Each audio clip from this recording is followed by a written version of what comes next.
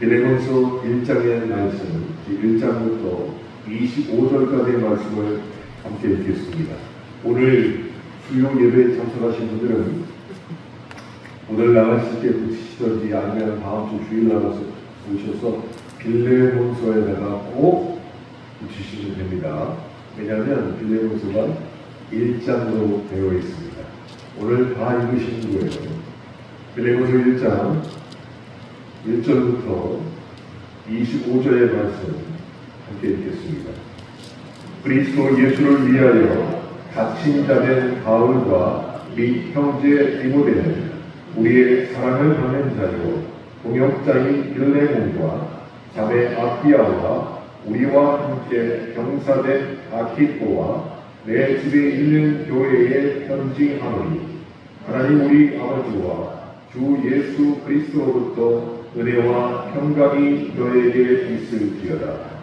내가 항상 내 하나님께 감사하고 기도할 때에 너를 말하는 주 예수와 및 모든 성도에 대한 내 사랑과 믿음이 있음을 그리니 이로써 내 믿음의 교제가 우리 가운데 있는 선을 알게 하고 그리스도께 이르도록 역사하느니라. 형제여, 성도들의 마음이 너로 말미암아 평안함을 얻었으니 내가 너의 사랑으로 많은 기쁨과 위로를 받았노라. 이러므로 내가 그리스도 안에서 아주 담대하게 내게 마땅한 일로 명할 수 있으나 도리어 사람으로서 간구하노라.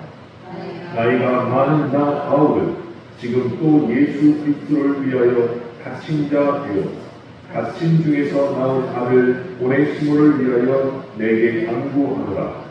그가 전에는 내게 유익하였으나 이제는 나와 내게 유익하므로 내게 그를 돌려보내노니 그는 내 신복이라.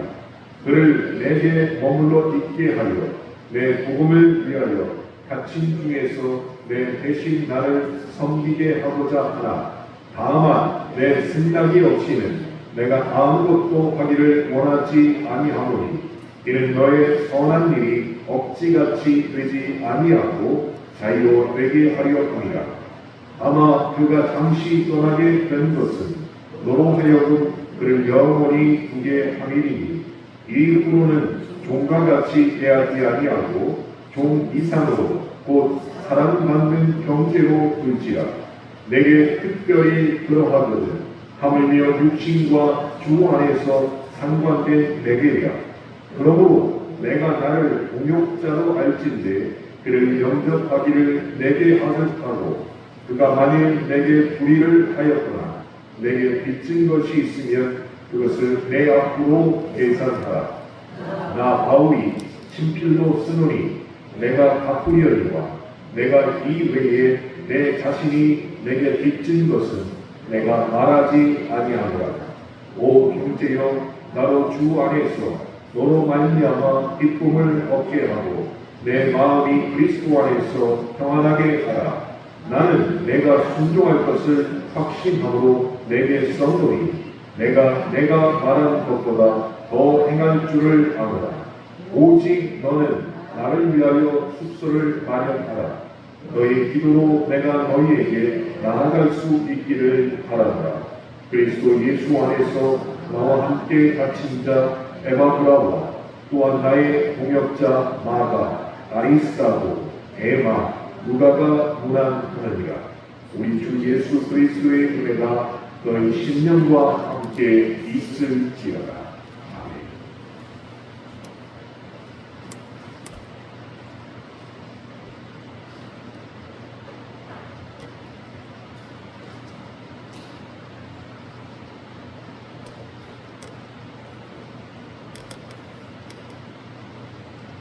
오늘 우리는 빌레몬서를 전체 다 읽었습니다. 그런데 이 빌레몬서는 로마 감옥에 투옥된 사도 바울이 오네시모를 주인 빌레몬에게 돌려보내면서 보낸 짧은 편지입니다. 읽은 것처럼 분량은 딱 한 장입니다. 그리고 신약 성경에서 가장 짧은 책이 이 빌레몬서입니다. 이 편지에는 어떤 장엄한 신론이나 혹은 그리스도론 또한 심오한 구원론에 관한 이야기는 전혀 들어있지 않습니다. 그저 노예 한 명을 둘러싼 복잡하고 어찌 보면 지저분한 인간관계의 이야기가 이 편지의 대부분을 차지하고 있습니다. 그런데 바로 그런 점이 빌레몬서의 매력이고 또한 우리에게 귀하게 얽히는 이야기가 된다는 것입니다. 이 편지는 깨끗하게 정리된 관계를 다루고 있지 않습니다. 그러니까 다시 말하면 아직 결말이 나지 않는 이야기를 바울이 빌레몬에게 오네시모를 통하여 보낸 편지였다는 것이죠. 그런데 종교개혁자 마틴 루터는 이 빌레몬서를 기독교 신앙 전체가 담긴 서신이라고 극찬을 하였습니다. 이 짧은 한 장짜리 분량에 편지를 놓고 기독교 신앙 전체가 담긴 서신이다라고 극찬을 했다는 것이에요. 왜 그렇게 극찬을 했을까요? 제 생각이 이렇습니다. 아마도 얽히고 설킨 우리의 관계 속에서 그리스도인들이 어떻게 살아야 하는지를 묻고 그 답을 넌지시 들려주는 책이 빌레몬서이기에 우리 생활에 정말로 필요한 성경책이다 하고 극찬을 한 것 같습니다. 다시 한번 말씀드리지만 빌레몬서는 한 장밖에 되지 않습니다. 빌레몬서는 다양하고 예민한 주제로 그럼에도 불구하고 우리를 초대하고 있다는 것입니다.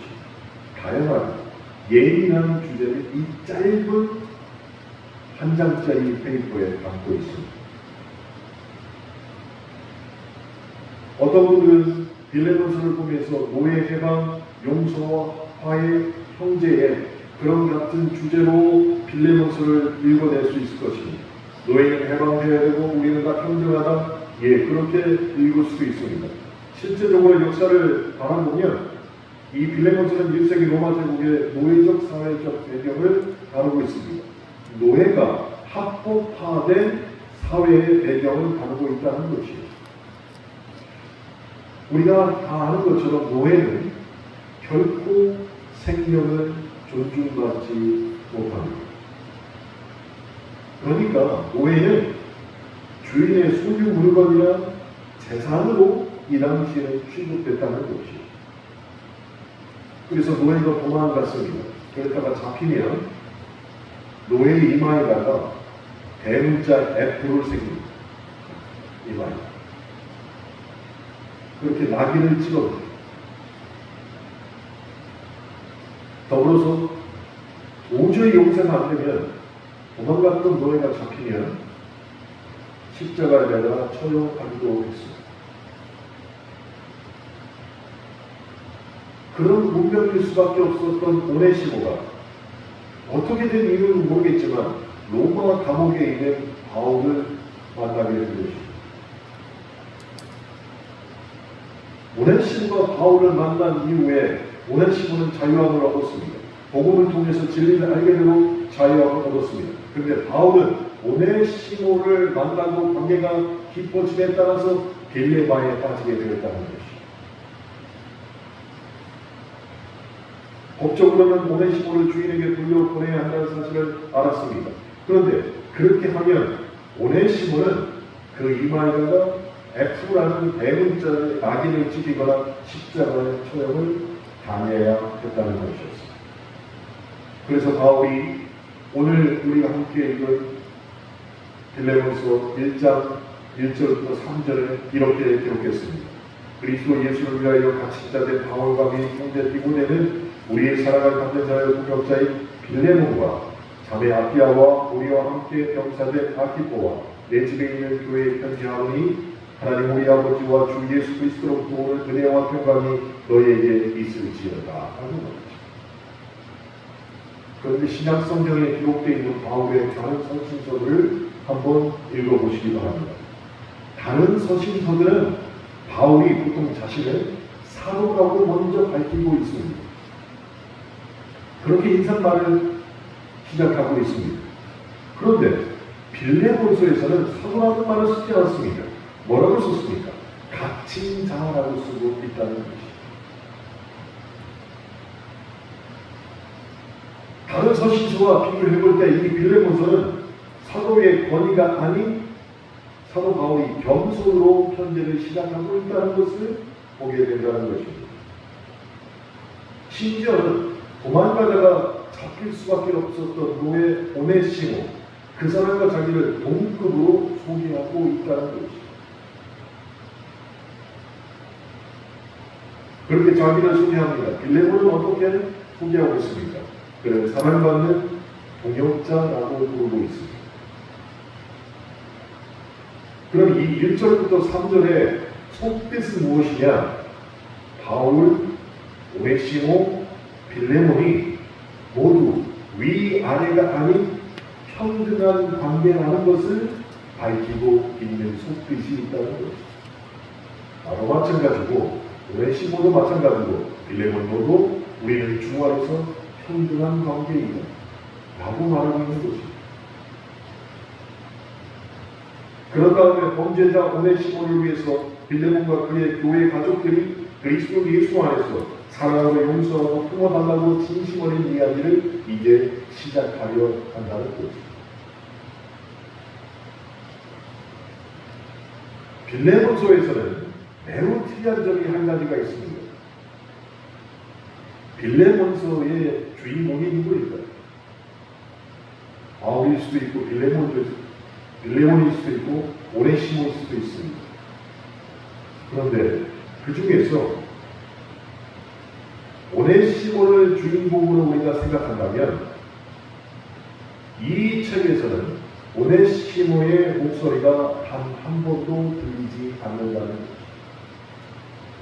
오네시모가 어떤 생각을 갖고 있는지 이 성경책에는 그의 생각이 전혀 배제되어 있다는 것입니다. 그가 무슨 생각을 했는지, 무엇을 느꼈는지, 왜 도망쳤는지, 그리고 어떻게 바울을 만나게 됐는지 우리는 전혀 알 수 없다는 것입니다. 그러니 오네시모의 목소리는 숨소리 하나 들리지 않는 것이 빌레몬서가 된다는 것입니다. 그런데 이 대목이 우리에게 은혜가 됩니다. 왜냐하면 이것이 바로 우리가 사는 세상에서 힘 있는 자와 그리고 힘 없는 자의 권력의 작동 방식과 똑같기 때문입니다. 세상을 살다 보니까 알게 되는 게 있죠. 약자는 말할 기회를 얻지 못하고 설령 말을 해도 큰 소리에 묻히거나 금세 잊혀진다는 것입니다. 누가는? 약자가 아니죠. 그리고 세상은 그것을 당연하게 생각합니다. 심지어 우리가 가지고 있는 역사도 강자의 언어로 구성되어 있습니다. 그러니 약한 사람의 흔적은 사람들은 신경도 안 쓰고 기억조차 하지 않으려는 이 세상에 살고 있다는 것입니다.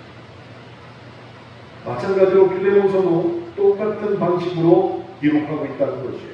약자 오네시모의 목소리를 숨겨버렸습니다. 오네시모는 아무 말도 할 수 없었습니다. 근데 누가 말합니까?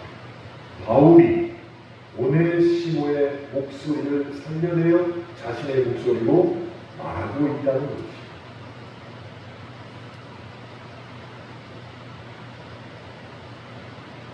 빌레몬서를 읽으면서 세 사람의 입장을 상상해보는 것도 이 책을 묵상하는데 좋은 길잡이가 될 것 같습니다. 편지를 쓰고 있는 바울, 편지를 받은 빌레몬, 그리고 그 편지의 중심 인물인 오네시모, 서로 다른 입장에 처해져 있습니다. 시대의 배경을 고려해보면 빌레몬에게 오네시모는 재산이었고 물건이었습니다. 그런데 그런 오네시모가 도망을 갔습니다. 그러니 주인 빌레몬에게는 재산상 손실이 난 것이에요.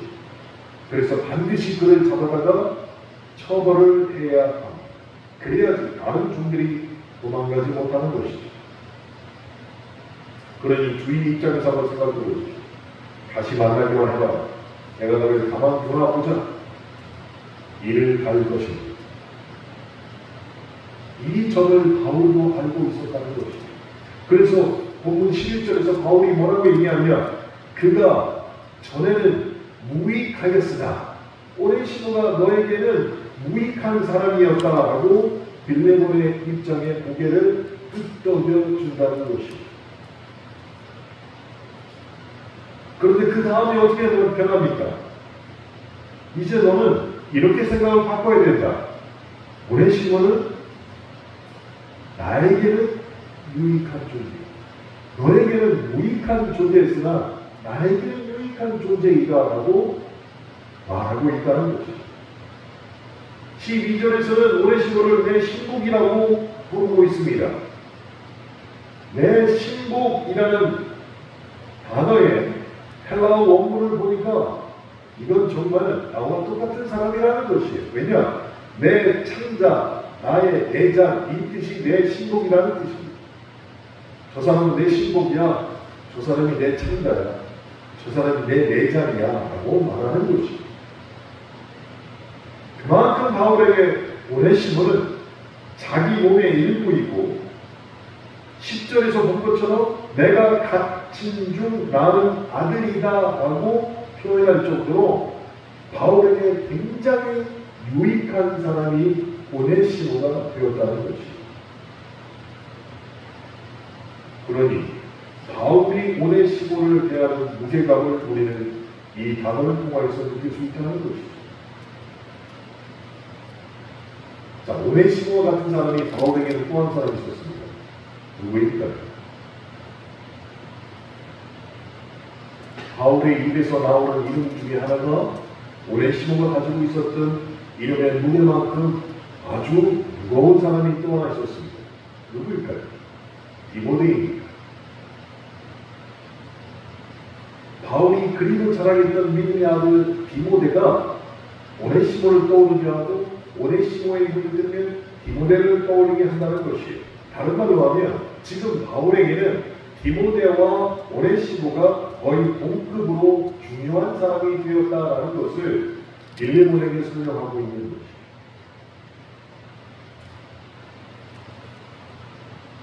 이렇게 바울이 오네시모를 중요하게 생각하고 이 사람은 나에게 유익한 사람이다 라고 말하고 있습니다. 그때 오네시모는 어떤 마음이었을까요? 우리는 모릅니다. 그러나 상상해 볼 수 있습니다. 아마 두려움, 희망, 불안, 기대, 이 모든 것들이 복잡한 심정으로 그에게 있었을 것입니다. 도주에 따라 다시 주인에게 돌아가는 노예의 복잡한 감정들이 오네시모 안에 다 들어 있었을 것입니다. 바울이 편지를 썼습니다. 그리고 그것을 누구에게 주었습니까? 오네시모에게 주었습니다. 그리고 빌레몬에게 가라고 말한 것이죠. 그때 오네시모가 갈까? 말까?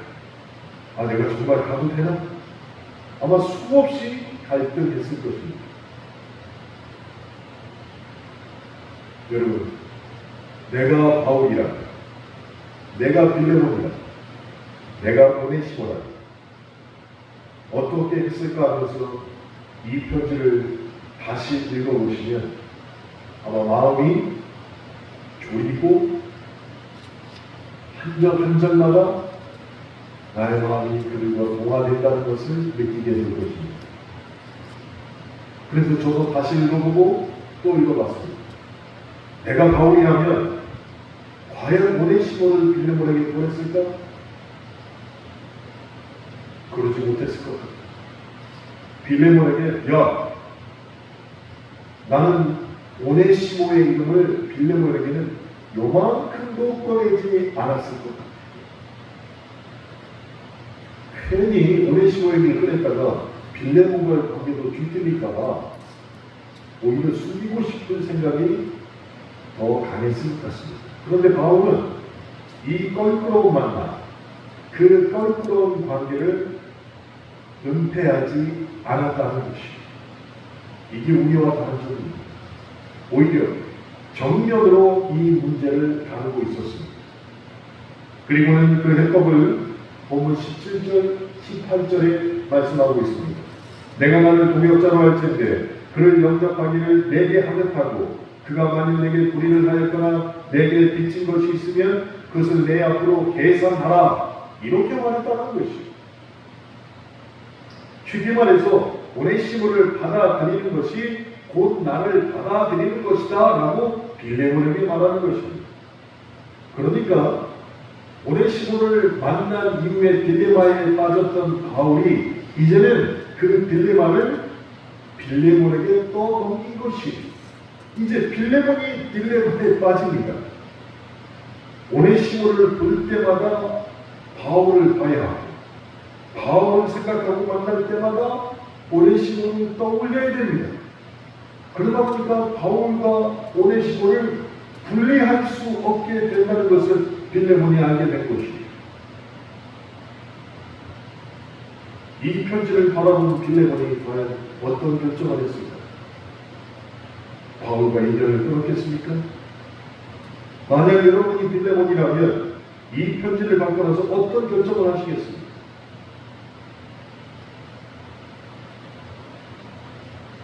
사도 바울은 그 복잡한 심정, 본인이 딜레마에 빠져봤기 때문에 알기 때문에 빌레몬에게 마지막 23절에서 이렇게 얘기합니다.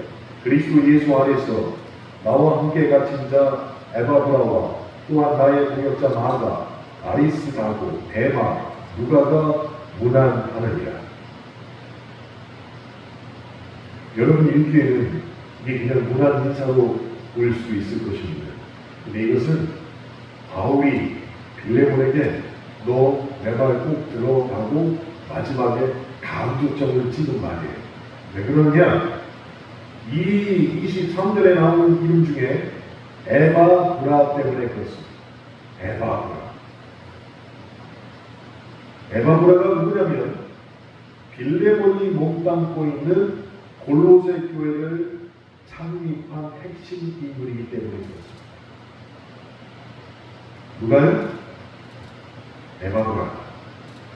그러니까 지금식으로 얘기하면 에바브라는 골로새 교회의 개척 멤버이면서 바울이 골로새 교회를 떠나면 그 교회의 담임 목사였다는 거죠.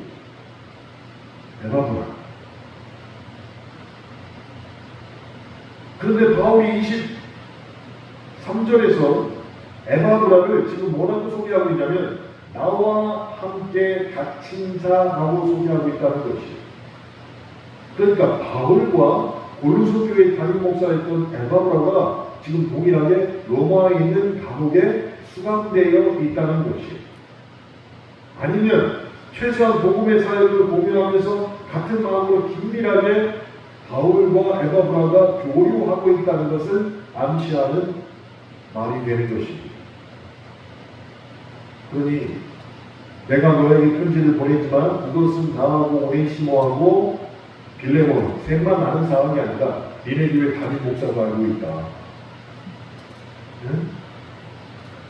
은근히 압박한 니네 교회 담임 목사도 알고 있어. 근데 네가 내 말을 안 듣고 얘를 데려다가 십자가를 처형하거나 이마에다가 나귀를 찍어버리면 또 그 소문 금방 난다. 은근히 압박하는 중입니다.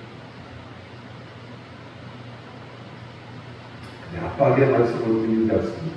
왜냐하면 빌레몬의 골로새 교회 지도자도 바울과 똑같은 마음으로 너에게 용서해 줄 것을 부탁하고 있다 라는 말로 들려야 한다는 것입니다. 그리고 에바브라뿐만 아니라 그 외의 사람들이 바울과 동일한 마음으로 빌레몬에게 원하고 있다는 것이에요. 무엇을 원합니까? 오네시모를 용서해야. 바울 목사님에게 유익함을 주고 있는 오네시모를 네가 용서해야 된다 라고 23절에 나오는 모든 사람들이 같은 마음이다 라는 것을 전하고 있다는 것입니다. 그래서 마지막에 그리스도 안에서 문안한다 이렇게 기도를 하고 있는 것입니다. 그래서 저는 이 그리스도 안에서 문안한다 라는 말씀을 두고서 고민하다가 오늘 설교 제목을 결정한 것입니다. 그리스도는 우리를 그렇게 서로 같은 마음으로 엮어 놓으셨다는 것이. 엮어 놓으셨습니다. 원하든 원하지 않든 우리는 그리스도 안에서 연결되어 있다는 것을 우리에게 지금 말씀하고 계신 것입니다.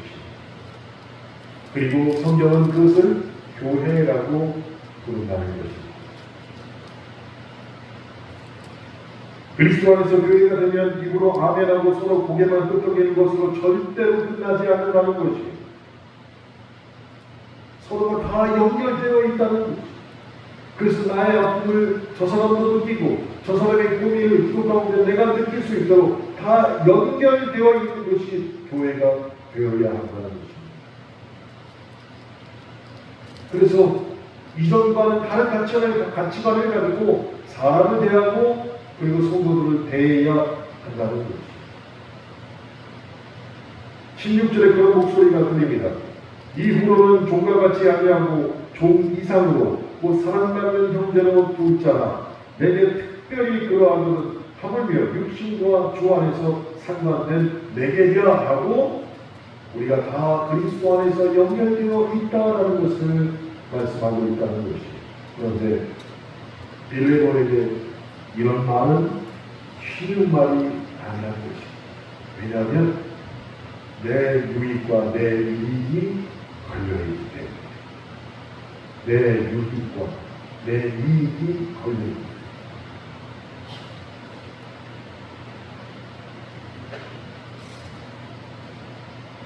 사람이 아무것도 아닌 일에 마음이 상해요. 지난 주일날에 여러분 식사하실 때 여러 가지 반찬이 나왔지만 오뎅이 그렇게 맛있어요. 그 전에 먹었던 오뎅 먹고 내일은 너무 맛있어요. 근데 보니까 앞뒤로 많이 남았어. 그래서 내가 집사람한테 오뎅 좀 싸가라 그랬어. 저녁에 먹고 오뎅 좀 싸가라. 안 싸. 시간이 지나가다가 오뎅이 점점 더 사라지기 시작하는 거야. 마음이 이상하게 좀 싸라 했는데 안 싸는 거야. 근데 그거 가지고 마음이 상하게 되더라. 내가 만든 음식도 아니고 교회에서 제공해준 오뎅을 안 싸는 것도 마음이 상하는데 빌레몬은 16절 말씀을 바울에게 들었을 때 너 용서해. 네가 손해봐. 그게 나에게 유익이 된다. 네가 용서하고 네가 손해봐. 이런 말을 들었을 때 그래야죠. 쉽게 결정하고 대답할 사항이 아니라는 것이죠. 우리가 보기에는 빌레몬이면 뭐 부자니까 그래도 되지 쉽게 얘기하겠지만 내 입장이 되면 결코 쉽지 않다는 것이에요. 결코. 생각해 봅시다. 우선 빌레몬은 종에 대한 법적 권리를 포기해야 됩니다. 경제적인 손실을 감수해야 됩니다. 심지어 이전에 물건처럼 하찮게 다뤘던 존재를 이제는 나와 동등한 존재로 귀하게 대하며 이전에 누렸던 모든 권리를 자발적으로 내려놓아야 한다는 것입니다. 그러니 그리스도 안에서 형제 자매가 된다는 것은 결코 가벼운 말이 아니라는 것입니다. 결코 가벼운 말이 아닙니다. 예수 안에 있다면, 예수 안에서 형제라면 이제 새로운 관계로 들어가야 되는데 그것이 우리에게 무겁게 다가와야지 변하지 않는다는 것입니다. 제가 지난 주일 오후에 말씀드렸지만 좋아하는 것과 사랑하는 것의 차이점을 말씀드렸잖아요. 교인들끼리 막 서로 싸워요. 왜 싸울까요? 형제자매라고 늘 얘기했는데 막 싸워요. 좋아해서 싸워. 좋아하다 싫어지면 나빠지는 곳으로 반대말이 있으니까 한편은. 근데 주님께서 말씀하신 것은 교우들끼리 좋아해라. 어디에도 그런 말씀은 없습니다. 교우들끼리 사랑하지 않기 때문에 싸울 수밖에 없는 것이. 그러니 우리는 진짜로 바울이 빌레몬에게 말한 형제 자매를 생각하면 우리가 그 수준에 아직 도달하지 못했다는 것을 깨닫고 내가 먼저 회개해야 한다는 것입니다. 그래서 이 짧은 16절의 말씀을 통해서 빌레몬서가 우리에게 전하는 그 무게가 너무나도 무겁다는 것을 깨닫게 된다는 것입니다.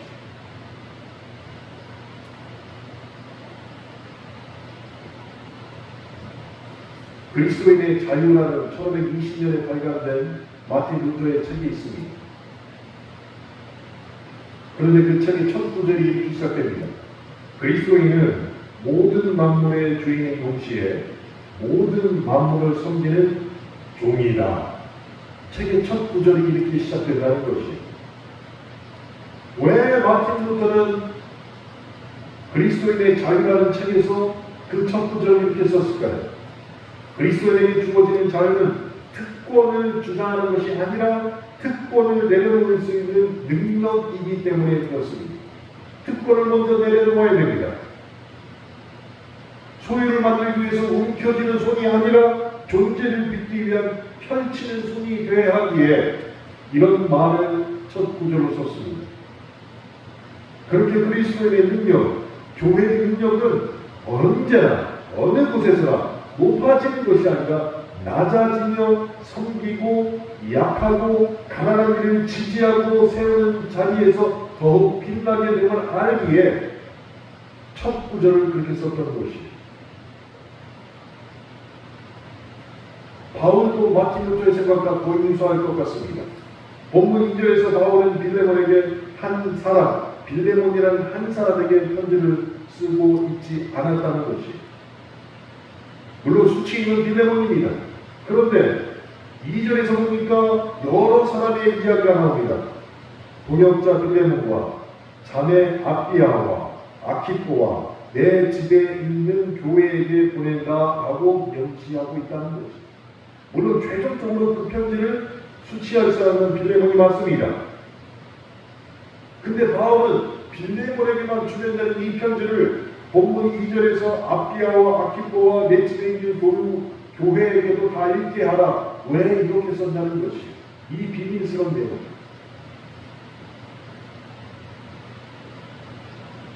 바울은 결국 이 편지가 비밀 거래가 아니라 골로새 교회, 그 교회의 모든 사람들이 현실을 확실히 인식하고 함께 정신 차리고 지켜보아라, 이런 내용으로 썼다는 것이죠. 그럼 그들이 무엇을 지켜봐야 됩니까? 빌레몬이 어떤 선택을 할지, 바울의 호소가 어떻게 받아들여질지, 오네시모가 어떻게 대우를 받을지, 교회 모두가 구경꾼이 아니라 이 변화의 과정의 증인이자 참여하자로 지켜보고 힘을 모으라는 뜻으로 본문 2절에서 그런 많은 사람들의 이름을 기록한 것이, 결코 빌레몬, 바울, 오네시모 셋이 비밀 협정을 맺고 비밀 거래를 한 게 아니라는 뜻입니다.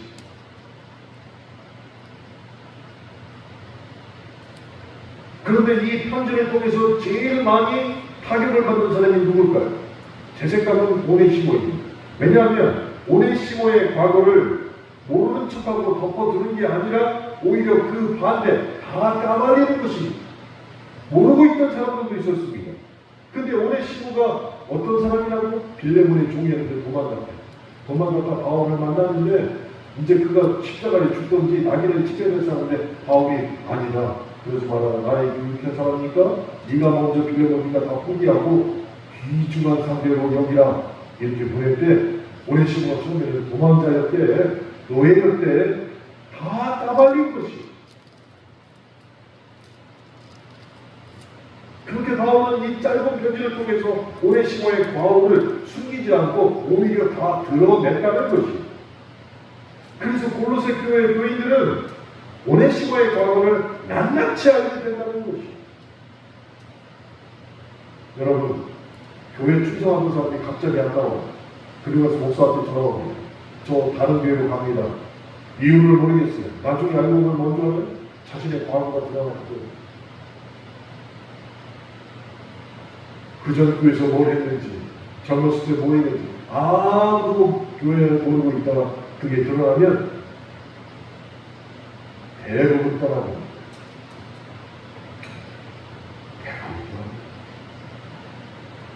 바울이 몰랐을까요? 알았습니다.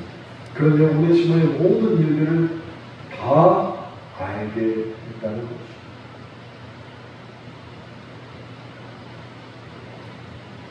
그 편지를 들고 가던 오네시모도 그 사실을 알았습니다. 그리고 그 사실을 알면서도 지금 골로새로 가고 있다는 것이죠. 그러니 한편으로는 두려움으로 또 한편으로는 희망으로 그 길을 한 발 한 발 떼면서 지금 가고 있는 것입니다. 두려움과 희망이 공존하는 그 마음을 교회의 용어로 바꾸는 무엇이냐? 용어로 바꾸는 회개라는 것입니다. 회개하라 할 때 우리 마음에 희망은 가득 찹니까? 얼마나 좋겠어요. 하나님 어디까지 하는 것이죠? 회개하라는데 내가 진짜 어디까지 말해야 되지? 이거는 내가 생각해도 알기는 힘든데 응? 회개하면서도 그렇게 생각한다는 그 두려움 때문에. 근데 희망은 어디 있습니까? 그래 어차피 된 거 이렇게 된 거냐 싹 다 부어버리고 앞에 내가 무릎 꿇고 회개하리라 희망찬 거죠. 회개하면서도 두려움과 희망이 자꾸 교차한다는 것이 그게 회개입니다. 그러다가 희망찬 구원의 관계로 우리는 나가야 한다는 것이 교회는 차를 보고 결정해야 됩니다. 교회에서 갈등과 분쟁이 생기면 나이 많으신 집사님들이 목사님을 위한다고 나와서 이렇게 얘기합니다. 자, 우리 은혜롭게 해결합시다. 뭘 어떻게 하는 것이 은혜롭게 해결합니까? 우리 은혜롭게 해결합시다. 맞는 말입니다. 은혜롭게 해야죠. 맞는 말이긴 한데 이 은혜라는 말이 교회에서 너무 쉽게 오용하는 말이 되었다는 것이죠.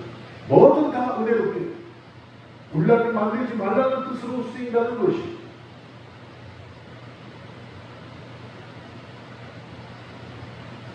무엇이 도대체 은혜라는 것이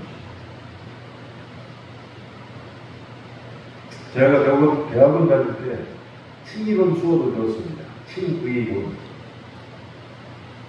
근데 한 학기 내내 배운 것들이 대부분 죄인을 의롭다고 선언하시는 하나님에 대해서 성경과 종교 개혁자들이 어떻게 이해하고 그리고 사람들을 가르쳤는지에 대해서 한 사람 한 사람씩 배운 것이 칭의론이었습니다.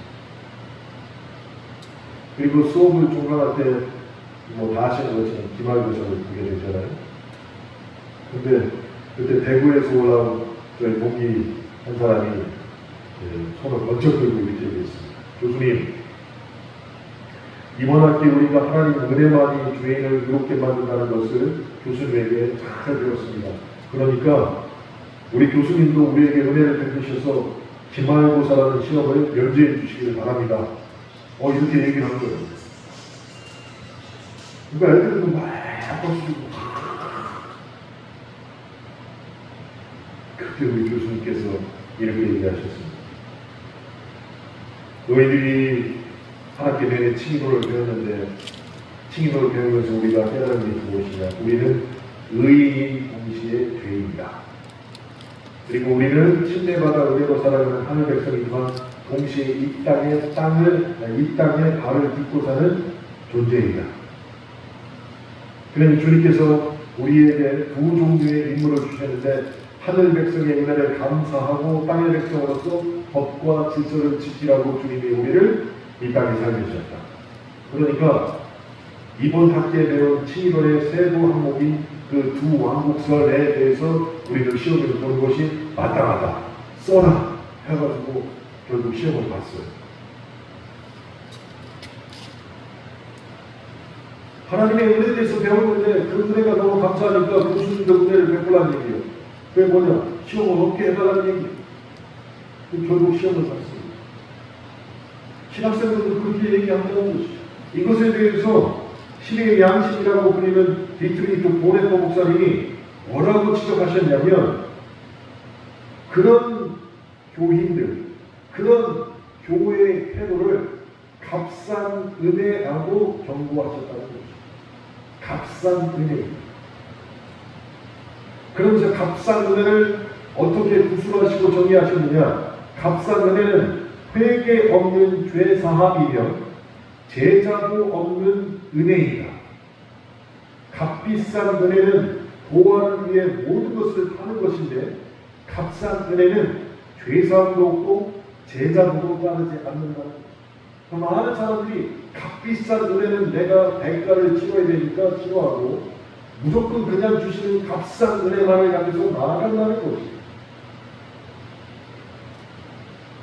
빌레몬서도 우리에게 같은 교훈을 주고 있습니다.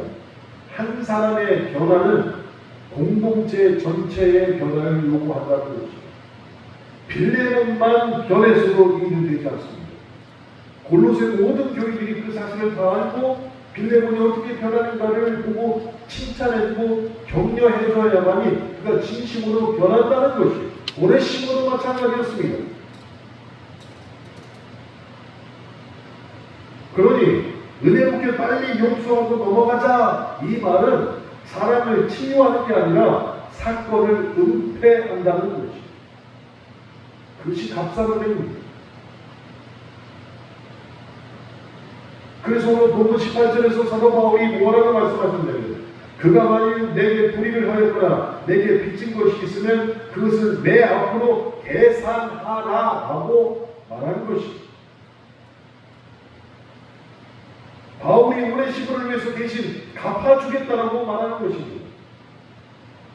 추상적인 용서가 아닙니다. 구체적인 배상을 하고, 그리고 감상적 화해가 아니라 실제적인 책임을 지고, 값싼 은혜가 아니라 값비싼 은혜로 내가 그것을 갚아주겠다라고 바울이 얘기하는 것입니다. 우리는 이런 은혜를 사모해야 되고 이런 은혜로 사람을 대해야 한다는 것입니다. 누구가 문제를 갖고 와서 오늘 기도해 주게 해봐. 진짜로 기도하십니까? 진짜로? 그 고민을 정말 사랑으로 생각하고 받아들이면 값비싼 은혜를 내가 져야 한다는 것이죠. 바울이 오네시모를 위한 거죠.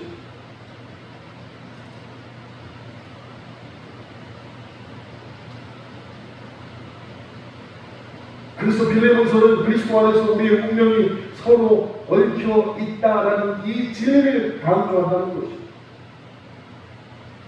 빌레몬이 정작 그 마음을 고쳐먹으려면 오네시모, 바울의 마음, 골로새 교인의 마음, 자기와 함께 했던 많은 동역자들의 마음을 다 얽혀 있다는 것을 알고 변해야 한다는 것이죠.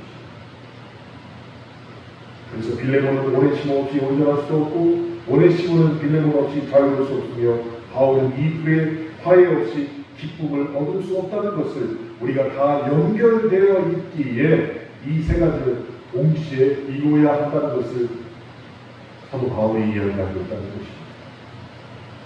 그리고 그것이 교회입니다. 원하든 원하지 않든 우리 그리스도 안에서 서로 연결되어 있습니다. 한 사람의 아픔은 모두의 아픔이고, 한 사람의 불의는 모두의 책임이며, 한 사람의 회복은 모두의 기쁨이 될 수 있다는 것입니다.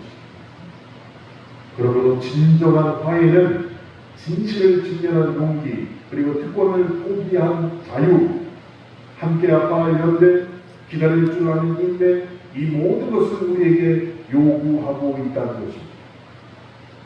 그것이 바로 우리가 그리스도 안에서 서로 연결되어 있고 결국 십자가의 길로 나아가는 온전한 길이기에 우리는 그 길을 따라가야 한다는 것입니다. 사랑하는 성도 여러분, 기억하십시오. 이 장소에 있는 열쇠는 모두 다 그리스도 안에서 연결되어 있습니다.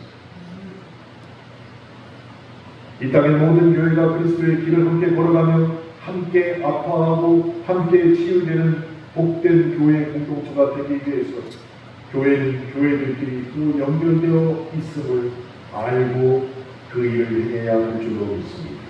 그럴 때 정말 한 사람의 아픔이 모든 사람의 관심과 기도로 치유되고, 한 사람의 기쁨을 통해서 모든 사람이 기뻐할 수 있는 연결되어 있는 기쁨이 될 줄로 믿습니다. 주일날까지 그 기쁨 가운데 사시길 주님의 이름으로 축원합니다. 함께 기도하시겠습니다.